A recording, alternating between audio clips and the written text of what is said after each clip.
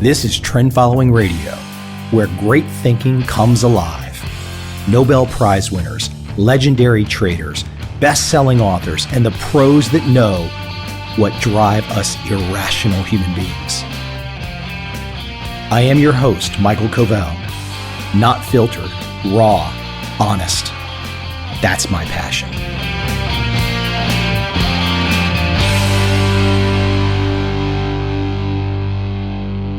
You know, I want to comment on some stuff today, but I have to tell you, this is the sound of, what is this called? It's a Sencha shot from Etoen, ETOEN.com.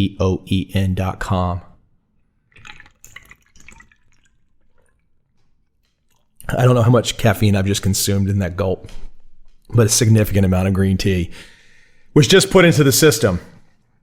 So anyways, coming off that interesting intro with Florence and the Machine, it's true, the dog days are over, but the dog days are always over, right? I mean, you really have to think about that every day. It's time to make something happen. So a friend of mine, Facebook friend, a guy named Barry from the UK, he sends me a clip. Let me just play it. I think it'll be self-explanatory and or I'm going to comment on it after, but let me just play it. The pups have grown fangs, gentlemen. What are you going to do? What would you do, John? Kill the prick. I'm under indictment. The feds are up my ass. Then take a plea. Retire something. With what? All my money's tied up at a land deal. Do nothing. I beg your pardon? You have no move, Mr. Thompson. You do nothing. He's under attack, Arnold. There's all the more reason for patience. I've made my living, Mr. Thompson, in large part as a gambler. Some days I make 20 bets. Some days I make none. There are weeks, sometimes months, in fact, when I don't make a bet at all because there simply is no play. So I wait, plan, marshal my resources. And when I finally see an opportunity, and there is a bet to make, I bet it all. That's a great scene. It's from Boardwalk Empire with Steve Buscemi. Steve Buscemi, who I first saw in Reservoir Dogs as Mr. Pink. Still, if you've never seen Reservoir Dogs, please watch at least the first 10 minutes before they start bleeding all over. But the first 10 minutes is, 10, 15 minutes is some of the best movie making ever. But isn't that true, right? You wait, you're patient, you have a plan, but you don't do anything if there's no move. That's the kicker. If there is no play, you don't move. You don't go to the markets and say, I must make a certain amount each day. It doesn't work that way. The only folks, and I'm going to add a third one there. I keep saying the only folks that can make 1% a month every month were Bernard Madoff, long-term capital management, and of course the vampire squid Goldman Sachs today, who in conjunction with the Fed and however many other banks can just mint money by borrowing at 0 and loaning out for 12 and all that other kind of fun stuff. But that's not a game you can play. So, you know, I hear from some of these folks all the time talking about high frequency trading and arbitrage and day trading. Yes, you have how many servers located next to the exchange servers where you too can play the same game as Goldman Sachs? Really? Why don't you explain to me how that works? Really? No, you don't. You're full of it. It doesn't work that way. You have no chance. Anybody that's talking about the day trading stuff all day is just talking out of you know what. It doesn't work that way. Once again, back to the clip from Boardwalk Empire. If you don't have a play, you don't play. And then, when the stars align, your system says go, you bet it all. Now, I noticed somebody on Facebook said, well, you know, that clip is great and it's pure trend following, except the very end where he says bet it all. I think there's different ways you can interpret that.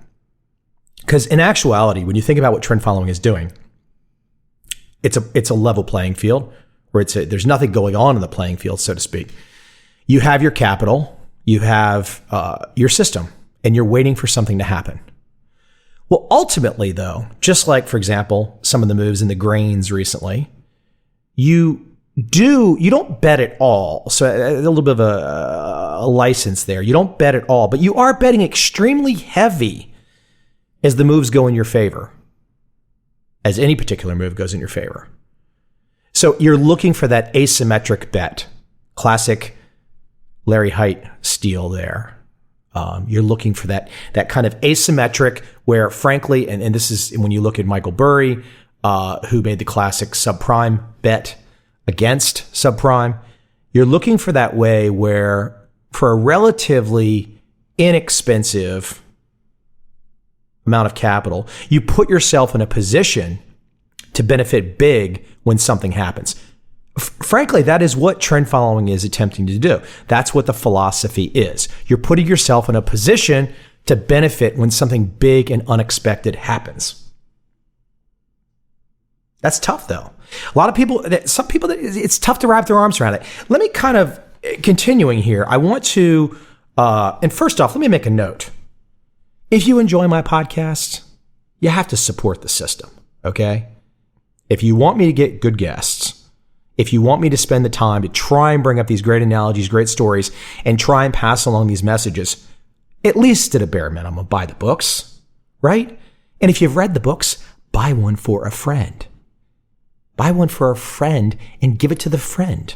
In fact, I'll make this offer right now before I move on to this other thought. Buy a book today, send me the Amazon purchase. We'll mail out something to you that's worth reading, worth listening to. I'm not sure which one we'll send you, but you'll get something worth. But it's got to be dated as of today, as of, what did we at, August 7th. As of August 7th, a new purchase for one of my books or my film, something. Scan it, send me the email, we'll fire it along as long as we have your address. I'll talk more about that in a second. But anyways, let me move back into something. So there's an interesting speech, a guy named, I guess his name's Baba Shiv, and it's at one of these TED Talks, if you've not seen them, at TED.com. And it's talking about taking the driver's seat. And let me just play a clip from this real quick. Said, is there any validity to this whole adage that when you're making decisions, it's best to take the driver's seat, be in charge, be in control? Or are there contexts where we are far better off taking the passenger seat and have someone else drive? For example, a trusted financial advisor, could be a trusted doctor, etc. There are times when you're facing the inca, when the feedback is going to be immediate, negative, concrete, and you have the sense of agency, where you're far better off taking the passenger seat and have someone else drive. There's two excerpts from the same speech. It's worth taking a look at TED.com, Baba Shiv. And, you know, as I play that one clip early on from Boardwalk Empire, talking about the way where you have to be on the sidelines, you have to put yourself in a position to benefit when the big move happens. Operationally, to do that, you have to have a strategy. Your strategy, the best strategy, the trend following strategy, is to follow price movement. And I'm going to talk about the notion of price movement in a few minutes in a separate segment about Robert Shiller. But with Baba Shiv, when he's talking about putting yourself in the driver's seat, I immediately heard that, or the passenger seat, so to speak. I immediately heard that and I thought to myself, that's price. If you follow price, and you let go of all the extraneous views. Once again, he was talking about his wife going in for cancer treatment, and there's all this data coming at them on what to do. And he was like, oh, it's like data. And he's like, well, maybe the best thing to do is reduce it to the simple heuristic, the simplest decision making that I can find. In that case, which would be to trust the person with the most experience. Well, what I'm saying is that same mentality that he's describing, to get back to the Boardwalk Empire, how do you put yourself in a position to benefit when the big move happens? In this other excerpt, I'm saying reduce yourself to the passenger seat of following price movement. You see what I'm saying? Like, don't listen to the news. Don't follow the Twitter, the tweets. Don't follow what everyone else is talking about. Put all that to the side. Get out of the driver's seat of all this information flow coming at you and sit in the passenger seat and say, I don't know anything. All I know is there's going to be a closing price each day, and that's all I'm going to focus on. Oh my gosh, all of a sudden I have a lot more time during the day. I get people asking questions, and I guess I don't do a great job of it on my website, or I have to do a better job. People seem to make these comparisons that trend following is day trading. Like, I mean, folks will be writing me and asking me questions about trend following, and they're asking about comparisons to day trading. And I'm just like, dude, this is not, no. Imagine working off one price a day, a closing price. That's it. You don't have to know anything that happens during the course of the day. At the end of the day, there's one price. That's it. You make your decision off that for the next morning. Boom. Hey, let's throw another monkey wrench into it. What about if you only used one price per week? Yes, just trading off a weekly bar. That's real tough for some folks to wrap their arms around. And, as I end this segment, I wanted to end it with kind of a fun lyric, because this is a as I was bringing up Steve Buscemi, and the first film that I saw him in was Reservoir Dogs, and I'm not some film guy. I mean, I've only seen a couple live in the last bunch of years, but good stuff I eventually will see. And so I think in one of his most recent films, there was a lyric from a song that I heard, and the lyric went like this: "Hang up the chick habit, hang it up, daddy, or you'll be alone in a quick. Hang up the chick habit, hang it up, daddy, or you'll never get another fix. I'm telling you, it's not a trick. Pay attention, don't be thick, or you're liable to get licked. You're going to see the reason why. When they're spitting in your eye, they'll be spitting in your eye." And I was thinking, well, gosh, she clearly talking about, womanizing and chasing girls and all that kind of stuff. But I thought to myself, just replace the word chick habit with news and information and daily feeds of whatever. Just hang up the chick habit, hang up the news habit. So as you follow this progression of what I'm just trying to get you to see, and you can see this in everyday life, trend following is everyday life codified into a trading strategy where you can make money. And I'm using these everyday life examples, whether it's starting with the Florence and the Machine song, bringing in the Steve Buscemi clip from Boardwalk Empire, talking about from Baba Shiv, or this great song lyric that Tarantino put in one of his last films. Except I have to make it somewhat difficult for you going out. You can go find the English version somewhere, but I'm going to give you the French version. I think it's from the 60s. It's kind of a classically odd video. But here's the French version. Laisse tomber les filles, un jour c'est toi qu'on laissera. Laisse tomber les filles, un jour c'est toi qui pleureras. Oui, j'ai pleuré, mais ce jour-là, non, je ne pleurerai pas, non, je ne pleurerai pas. Je dirai c'est bien fait pour toi, je dirai ça t'apprendra, je dirai ça t'apprendra. I put up a couple weeks ago, and if you haven't seen it, 25 Trend Commandments. Put it on YouTube. Kind of big classic views of the markets. Well, I thought this was kind of a funny excerpt, and I'm gonna move into this Robert Schiller article that I saw today that I mentioned in the first segment. But there's this cartoon, I've got it on my website, and there's like a little kid and kind of a typical looking lost in suburbia father. And the little kid's like, "Dad, how exactly does the stock market work?" And the father says, "Well, you put your money into it, if for some reason you lose money, and then you panic and sell, and somebody who's smarter than you are makes your money instead." Right? Isn't that true? For most people, if you don't have a strategy, that's what's going on. You panic, you sell, somebody else makes the money, and that's it. Because what I'm doing, and I'm just a curious guy. I want to look at things, and it's curiouser and curiouser, to steal the line from Lewis Carroll and Alice in Wonderland. Just curiouser and curiouser. And so, as you think about that great cartoon, I want to read something that I saw in the Wall Street Journal today. So in this Wall Street Journal article, Schiller is talking about house prices, whether we're at the bottom, and momentum. And he goes on to say that momentum is the tendency for prices to keep moving in the same direction.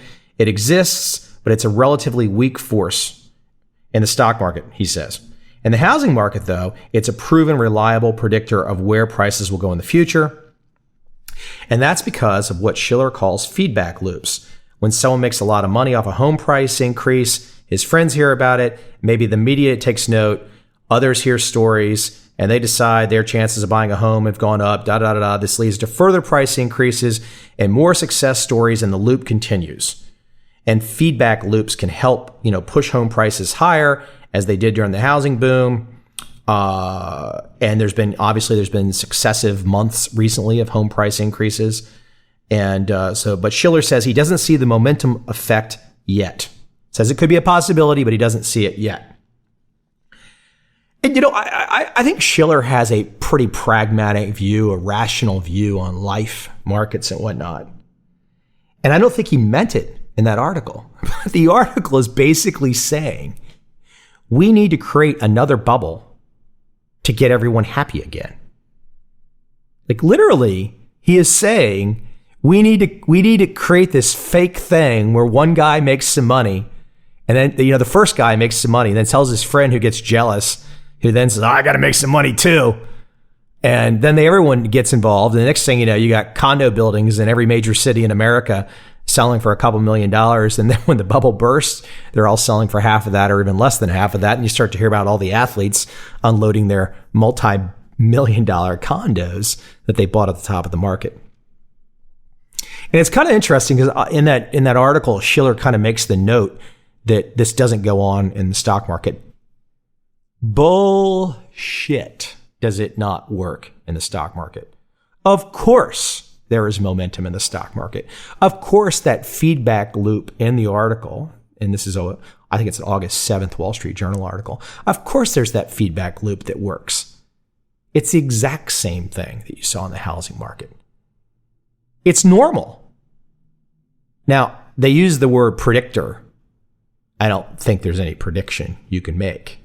Okay, there's nobody predicted, well, not going to say nobody, a few people predicted the housing market crash. But prediction is not what you should be playing. So I think it's great that Shiller makes the observation about momentum. And he's dead on about these feedback loops, and he's dead on about bubbles. But you can't predict them. You don't know they're going to happen. You have to have a strategy to take advantage of them. I mean, so this whole setup, ultimately, once again, surprise, surprise, it's another great example about trend following. Because trend following says, well, it looks like a bubble, it's starting to go up. Well, it's going up really high. Yeah, I'm on board. I got my exit strategy. So what? You're not trying to predict it. You don't know when it's going to end. You're just on board. You're just a happy passenger. You're in the passenger seat. You're not in the driver's seat acting like you're in a cockpit with every instrument in the world going off. And somehow or another, you're going to take in all this data from all these various instruments, and it's going to tell you how to pilot the ship, your account. No. That's what I think of when I see Shiller's article. It's what you should think of too. I mean, you have to. There's a strategy that if you're going to pay attention to the news, if you're not going to turn it off completely, if you're going to occasionally, I'm not reading this stuff because I'm using it as examples. But if you're going to pay attention to the outside world and be able to have conversations with people, then look at the propaganda, dissect it, use it to your advantage, use it to educate somebody else, use it to teach somebody. That's what it's for. So, I mean, I like what Shiller has to say. I like his pessimistic view, and I say that in an optimistic way.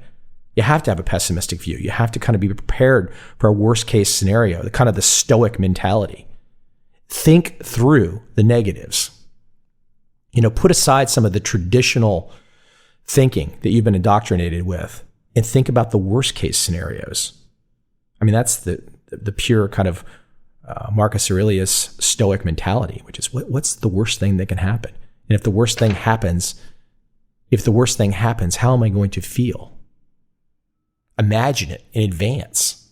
Then when it happens, you're kind of like, oh, I'd already thought that through. It's not a surprise. I'm ready to go. Just another great example.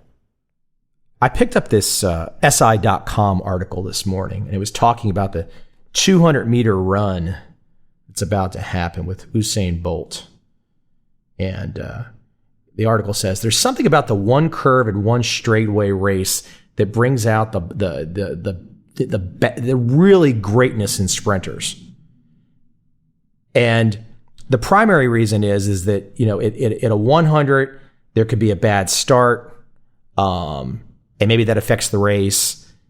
But with the 200, ultimately, when you have that extra turn and that extra straightaway, the cream rises to the top. So this passage at SI.com talks about amongst the runners, that's the one that they really value. Now, I had never thought about that myself. I never thought about, you know, I'm not a competitive sprinter or anything, even though I have been sprinting some recently, and it hurts. But I thought that was really interesting that the runners themselves, you know, the article goes on to say there's no blowing out of the blocks and hanging on like in the 100. Pretenders will get hunted down. So 200. And I think when you think of it in that mentality, when you think of one race being a true measure, that's a way that you have to also think about your trading strategy. You know, I get these folks that come to me and they want to trade one market, or they want to day trade, and they've got this very narrow view of what opportunity is or how success is measured in the case of this 100, 200. And you want to measure success over a broad time horizon, over many markets. It's one of the reasons that when I educate people, I get them to look at the track records, the fantastic track records that exist amongst many trend following practitioners. I mean, these trend following practitioners have these crazy long track records. And you can literally sit there and analyze them and look at the months and say to yourself, ooh, interesting. Up 10% this month, down 10% that month. What was happening in the markets at that point in time? And you can actually go back and kind of fill in the blanks and reverse engineer it. You can actually figure out what was going on. How did that performance come to be? And then you can start to see it over decades. You see where I'm making the connection to the 200 versus the 100? The 100 is almost like a guy like John Paulson, who made all the money during the subprime crisis. He made one great bet. And from what I understand, his bets in the last couple years have been tremendously awful. In fact, a lot of the gains have been given up. I don't know if that was his strategy. If his strategy was to have those losses, fine.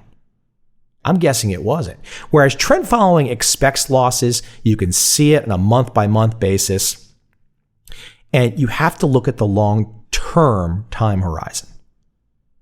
So I always love to show that Dunn Capital chart from 1974 because you can see it pulling away. You can see the Dunn Capital chart pulling away from the S&P dramatically. That after almost 30 years plus, it's what, 6, 7, 8 times that of buying and holding the S&P. That's the reason. When I see this article in Sports Illustrated and I'm just randomly looking at things, I look for the connection and say, what's the connection to the world that I exist in? What is a basic thing that we can reach into and show in our everyday world that we read about? Let's say sports, the 100 meter versus 200 meter race. How can you look at that from a perspective and apply it to the trading world so you can get a little more zen about life? So you're not sitting there every day, like, you know, even though I just consumed did I drink the whole can of green tea? Actually, I did. Very first gulp, I did consume the whole thing, but at least it's green tea. It's good for you. There's no sugar in it. It's good for you. Continuing.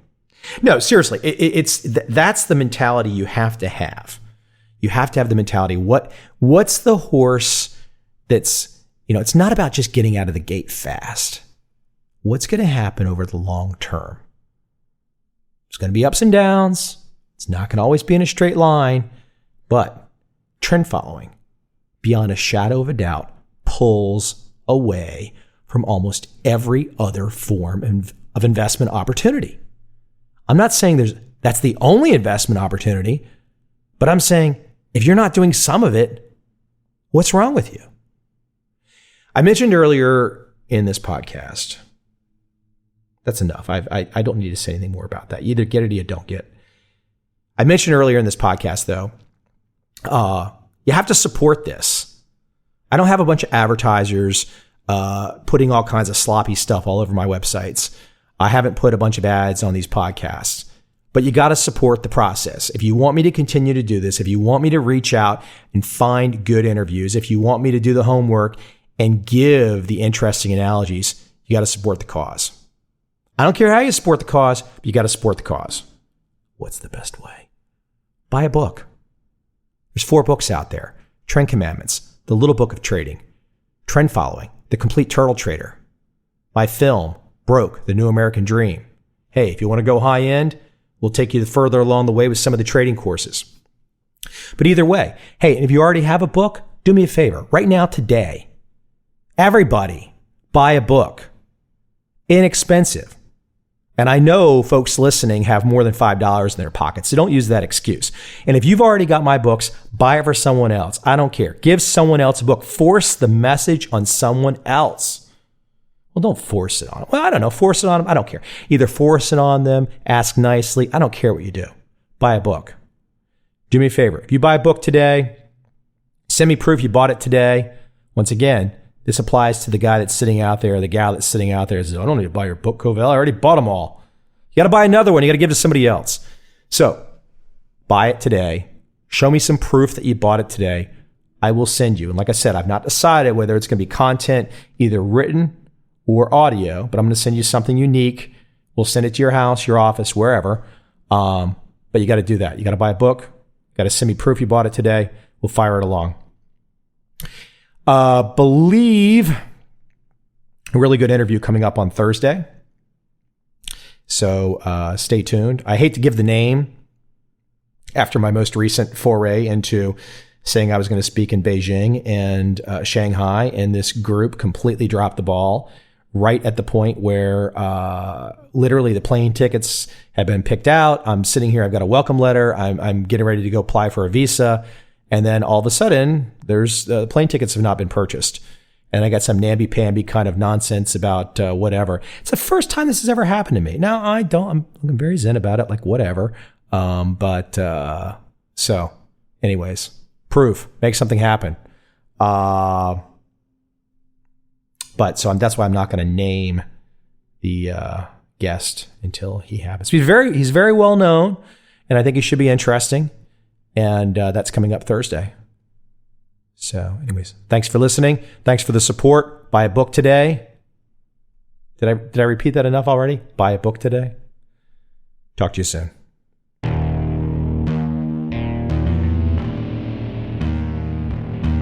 I see a time when those awake will understand how to make money in up, down, and surprise markets. Whether new trader or experienced, college student or financial advisor, protecting against a crash or just trying to make a lot of money, trend following offers everyone an answer in uncertain times. To get started immediately, send me an email, michael@covel.com. I will send you the right trend following steps to take along with my free video. But if you want to buy and hold, trust the government and trust Wall Street, this is absolutely not for you.